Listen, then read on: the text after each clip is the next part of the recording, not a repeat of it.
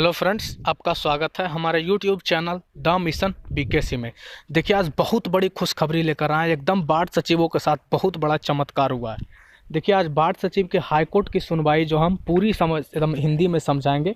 आप शुरू से अंत तक हमारे साथ जुड़े रहिएगा। आज बाढ़ सचिव के जज साहब और वकील साहब में क्या क्या बहस हुआ, बाढ़ सचिव के लिए क्या खुशखबरी आई, पूरी जानकारी हम इस वीडियो में देंगे।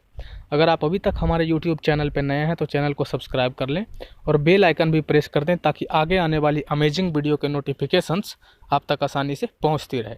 तो चलिए वीडियो को स्टार्ट करते हैं। तो देखिए, बाढ़ सचिव सुनवाई हिंदी में। देखिए, बाढ़ सचिव का जब कार्रवाई स्टार्ट हुआ, सुनवाई प्रारंभ हुआ, जैसे सीरियल नंबर आज था 16, ठीक है। तो जब बाढ़ सचिव की सुनवाई शुरू हुई तो जज साहब ने पूछा कि बाढ़ सचिव का इलेक्शन हुआ या सिलेक्शन। तब बाढ़ सचिव के वकील ने जज महोदय से कहा कि बाढ़ क्रियान्वयन समिति के अंतर्गत बाढ़ सदस्य बाढ़ सभा का आयोजन करके अपने बीच में से एक व्यक्ति को सचिव चुना जिसकी योग्यता न्यूनतम मैट्रिक पास थी। देखिए, बाढ़ सचिव के वकील साहब ने जज साहब से बताया, जब जज साहब ने पूछा कि इनका इलेक्शन हुआ है सिलेक्शन, तो बोला महोदय इनका इलेक्शन नहीं हुआ, इनका न्यूनतम योग्यता 10वां पास था। जो वार्ड सदस्य, हर वार्ड में एक वार्ड सदस्य होता है, उसी तरह हर वार्ड में एक वार्ड सचिव होता है।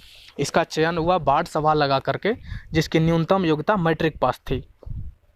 वकील साहब ने कहा कि वार्ड सचिवों को पिछले 4 साल से काम करवाया गया और 1 रुपया भी वेतन नहीं दिया गया।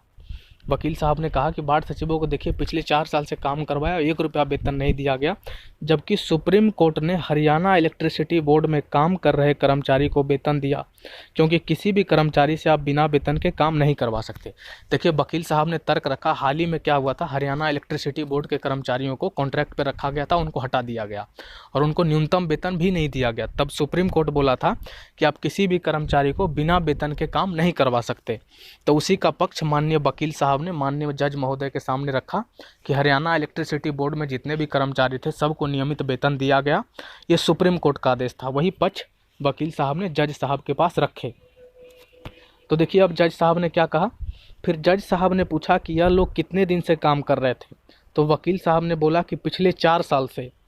फिर जज साहब ने पूछा कि कम से कम कितना वेतन प्रतिदिन दिया जाना चाहिए, तो वकील साहब ने कहा कि सुप्रीम कोर्ट के हिसाब से कम 300 रुपया प्रतिदिन, जो महीने का 9,000 होता है। तब जज साहब ने कहा ठीक है।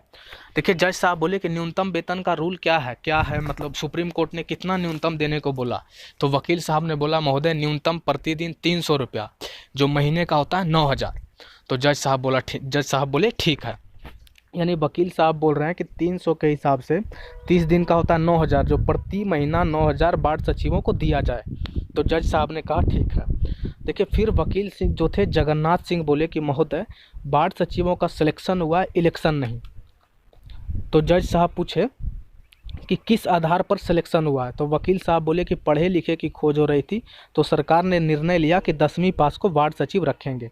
देखिए क्या हुआ, तो वकील साहब जगन्नाथ सिंह जो आए बीच में मोर्चा संभाले, बहुत खतरनाक तरीके से, मतलब बहुत बढ़िया प्रदर्शन के साथ आज बहस किए कोर्ट में।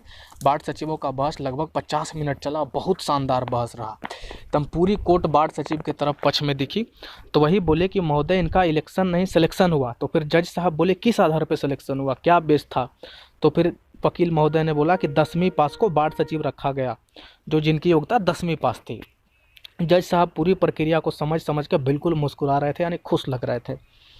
फिर जज साहब ने पूछा कि वार्ड सदस्य को वेतन मिलता है, तो वकील साहब बोले वार्ड सदस्य, सरपंच, मुखिया, पंच सभी को मानदेय दिया जाता है, जबकि वो लोग अनपढ़ हैं और पढ़े लिखे वार्ड सचिव को मानदेय नहीं दिया जाता।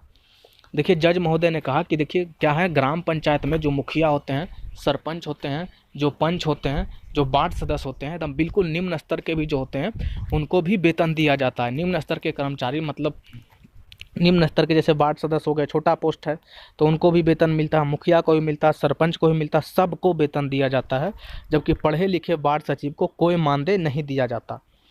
फिर जज साहब पूछे कि आप क्या चाहते हैं, तो बाढ़ सचिव के वकील बोले कि बाढ़ सचिवों को अस्थायी किया जाए और उनको नियमित मानदेय दिया जाए और बकाया मानदेय भी दिया जाए।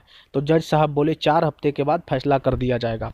अब देखिए, ऐसा नहीं कि फैसला में कोई दिक्कत है, नहीं, फैसला बिल्कुल सेफ रखा गया।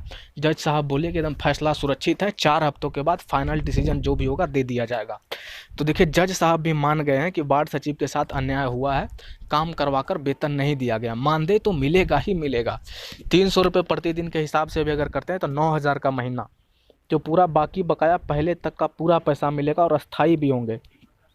तो देखिए, वही जज साहब बोले कि अब जो भी डिसीजन है हम 4 हफ्ते बाद बिल्कुल फाइनल दे देंगे। जज साहब को पूरी बात समझ में आ गई और देखिए, कोर्ट की अंतरिम प्रक्रिया होती है। जज साहब पूरे केस को स्टडी करेंगे, उनको वक्त लगेगा, पूरे बढ़िया तरीके से समझेंगे कि बाढ़ सचिव के साथ कैसा अन्याय हो रहा है, बाढ़ सचिवों के साथ क्या हो रहा है, कितने दिन का मानदेय नहीं मिला, कितना मिलना चाहिए। उसके बाद पूरी तैयारी के साथ फिर बाढ़ सचिव संघ के जो जज साहब हैं मिस्टर चक्रधारी शरण सिंह, वो फैसला सुनाएंगे।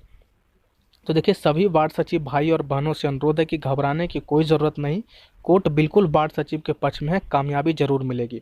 इतने दिन से देखिए जो बाढ़ सचिव भाई मेहनत कर रहे थे उनको सफलता जरूर मिलेगी, घबराने की कोई ज़रूरत नहीं है। कब एकदम कोर्ट बिल्कुल बाढ़ सचिव के पक्ष में है, बिल्कुल एकदम जीत निश्चिंत है, बाढ़ सचिव भाई घबराए नहीं।